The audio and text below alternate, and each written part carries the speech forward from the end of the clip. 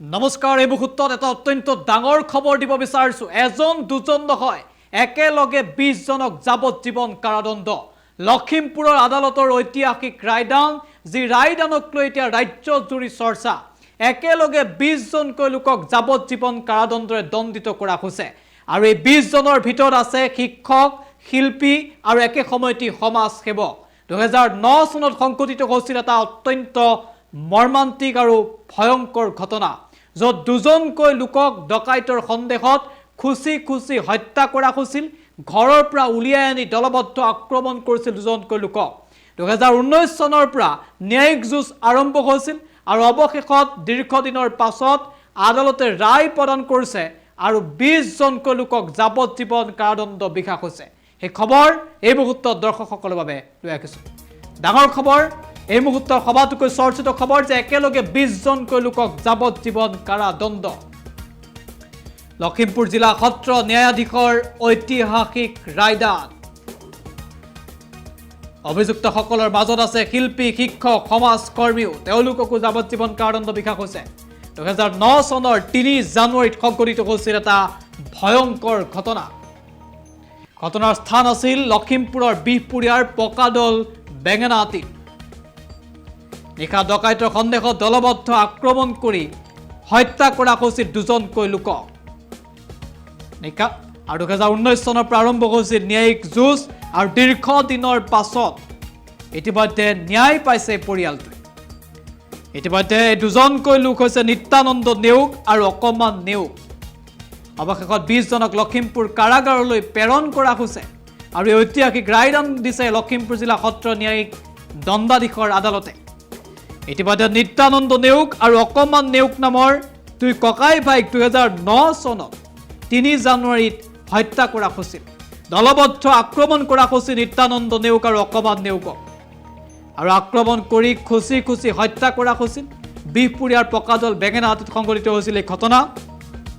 2019 চনৰ পৰা আৰম্ভ হৈছিল ন্যায়িক যুঁজ আৰু দীৰ্ঘদিনৰ পাছতে এই ঐতিহাসিক ৰায় প্ৰদান কৰিছে আদালতে ঐতিহাসিক ৰায় প্ৰদান কৰিছে আদালতে আৰু ইতিমধ্যে 148 448 323 149 আৰু 302 IPC ধাৰাৰ অধীনত এওঁলোকক যাৱজ্জীৱন কাৰাদণ্ডৰে দণ্ডিত কৰা হৈছে এই খবৰ আমি ইতিমধ্যে জনাই আছো যি খবৰে সমগ্ৰ ৰাজ্যজুৰি এই মুহূৰ্তত চৰ্চা লাভ কৰিছে আৰু এই অভিযুক্তসকলৰ ভিতৰত আছে দীপ বৰা ৰাজু হাজৰিকা মুকুন্দ শইকীয়া ঘন বৰা মিণ্টু শইকীয়া কমল বনিয়া বাবুল বৰা সোমেশ্বৰ বৰা দীপেন শইকীয়া ৰাভা নেওগ তপেশ্বৰ শইকীয়া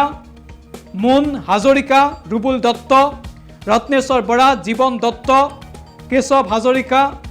দেৱৰঞ্জন বৰুৱা বুধেন বৰা পাবাকন বৰা অতুল বৰা আমি ইতিমধ্যে ধাৰাকেইটা উল্লেখ কৰিব বিচাৰিছোঁ ধাৰাকেইটা হৈছে 148 149 448 323 302 IPC এই ধাৰাৰ অধীনতে ইতিমধ্যে যাৱজ্জীৱন কাৰাদণ্ডৰে দণ্ডিত কৰা হৈছে আৰু যাৱজ্জীৱন কাৰাদণ্ডৰে দণ্ডিত কৰা হৈছে ইতিমধ্যে সমগ্ৰ যি ঘটনা সংঘটিত হৈছিল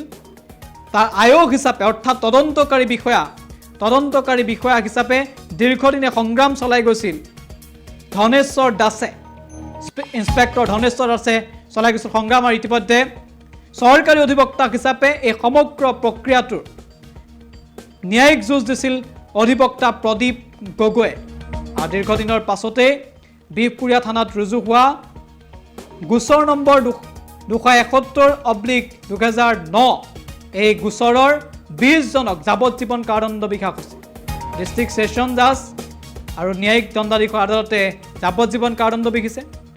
সৰ্বমুঠ 22 গৰাকী অভিযুক্ত আছিল আৰু দুজনৰ মৃত্যু হৈছিল এই সমগ্ৰ গোচৰ প্ৰক্ৰিয়া চলি থকাৰ সময়ত ইতিমধ্যে অধিক তথ্য আমাক জনাব ফোনযোগে আমাৰ সৈতে সংযুক্ত হৈছে যিগৰাকী অধিবক্তা আছিল প্ৰদীপ গগৈ আমি পোনে প্ৰদীপ গগৈৰ সৈতে এই মুহূৰ্তত সংযোগ স্থাপন কৰিছে সবিশেষ জনাব অধিবক্তা প্ৰদীপ গগৈ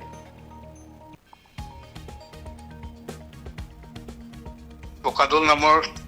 এটু কোৱা স্যাৰ যেটো আজি ঐতিহাসিক ৰায়দান দিলে সেই ৰায়দানৰ সবিশেষ যদি অকমান আপুনি জনায় এটো আপোনাৰ ঘটনাটো 2009 চনৰ ঘটনা এইটো লখিমপুৰ জিলাৰ বিহপুৰীয়া আৰক্ষী থানাৰ অধীনত বোকাদল নামৰ এটুকুৰা এখন গাঁৱত এটা ঘটনা সংঘটিত হৈছিলে। দুজনকৈ ব্যক্তি অকণমান নেওগ আৰু নিত্যানন্দ নেওগ তেখেতলোকক সেইদিনা ঘটনাৰ দিনা যে কৃষ্ণ জন্মাষ্টমীৰ দিনা সন্ধিয়া ঠিক 8-9 মান বজাত সেই একেখন গাঁৱৰে বিভিন্নজন ব্যক্তিয়ে তেওঁলোকক ঘৰৰ ভিতৰৰ পৰা তেওঁলোকক চোঁচৰাই আনি ৰাস্তাত তেওঁলোকক অতি বেয়াকৈ নিৰ্মমভাৱে হত্যাকাণ্ড কৰিছিল। স্যাৰ, হত্যাকাণ্ডৰ কাৰণটো ডকাইতি নেকি? হত্যাকাণ্ডৰ কাৰণটো তেওঁলোকে সেই বস্তুটো তেওঁলোকে এটা এলিগেশ্যন কৰিছিলে যে সেই যি দুজন ব্যক্তিৰ হত্যাকাণ্ড হৈছিল তেখেতলোকক তেওঁলোকে সন্দেহ কৰিছিল যে তেওঁলোকে সেই অঞ্চলটোত তেওঁলোকে এটা মানে ডকাইতি নিচিনা কাণ্ড কৰি পেলাই পৰিৱেশটো বিনষ্ট কৰিছিল বুলি তেওঁলোকে সন্দেহ কৰিছিল আৰু সেই মৰ্মে তেওঁলোকক ঘৰৰ পৰা চোঁচৰাই আনি মানে তেওঁলোকক মাৰ্ডাৰ কৰিছিল। হয়, কিমানজন আছিল অভিযুক্ত? অভিযুক্ত আছিলে 22 জন। তাৰে ভিতৰত 2 জন যিহেতুকে বিচাৰাধীন অৱস্থাতে তেওঁলোকৰ মৃত্যু হৈছিল আৰু থাকি গৈছিল আপোনাৰ 20 জন। সেই 20 জনৰ আজি মহামান্য আদালতে গোটেই 20 জনকে দোষী সাব্যস্ত কৰি পেলাই তেওঁলোকক আজি কাৰাদণ্ডৰে মানে দণ্ডিত কৰিছে। 2009 চনৰ কিমান তাৰিখ আছিল বাৰু যদি আপোনাৰ? 9 চনৰ এইটো কৃষ্ণ জন্মাষ্টমীৰ ঘটনা। একজেক্টলি মই সময়টো তাৰিখটো মই পাহৰি গৈছো এতিয়া। এইটো ঠিক জানুৱাৰী মাহৰ ঘটনা আছিল। জানুৱাৰী মাহত। হয়, আৰু এইটো 2019 চনত পৰা বিচাৰটো আৰম্ভ হৈছিল মহামান্য সত্ৰ ন্যায়াধীশ আদালতত। আমি শুনিবলৈ পাইছোঁ কেইবাজনো শিক্ষক আছিল, গায়ক আছিল, সমাজসেৱক আছিল। তেনেকুৱা শিক্ষক আৰু তেনেকুৱা 2-এজন তেনেকুৱা গায়ক তেনেকুৱা সমাজসেৱক ব্যক্তি আছিল আৰু বৰ্তমান সময়ত কিছুমান ব্যক্তিৰ এতিয়া 70ৰো উৰ্ধৰ হৈ গৈছে। আৰু এটা যাৱজ্জীৱন কাৰাদণ্ড বিহিছে আটাইকেইজনকে। হয়, তেওঁলোকক ছেকশ্যন 148, 448, 302, 323 আৰু 149ত আণ্ডাৰ ছেকশ্যন 149 RPCৰ অধীনত ধাৰাত আৰু বিশেষকৈ 302 যিটো মাৰ্ডাৰৰ যিটো ডেফিনিশ্যন আপোনাৰ দণ্ড আছে সেইমতে তেওঁলোকক লাইফ ইম্প্ৰিজনমেণ্ট আৰু লগতে 10,000 টকাৰ জৰিমনা বিহিছে। যদি 10,000 টকাটো তেওঁলোকে পেমেণ্ট নকৰে তেতিয়াহ'লে এইটো অনাদাৰ 6 মাহ তেওঁলোকে অতিৰিক্তভাৱে তেওঁলোকে কাৰাবাসত থাকিব লাগিব। আৰু ক্ষতিপূৰণৰ কিবা আহিছে? ক্ষতিপূৰণৰ কাৰণে মহামান্য আদালতে মৃতকৰ মাতৃ হোমেশ্বৰী নেওগ আৰু এজন মৃতকৰ পত্নী অকমান নেওগৰ পত্নী শ্ৰীমতী মুন নেওগক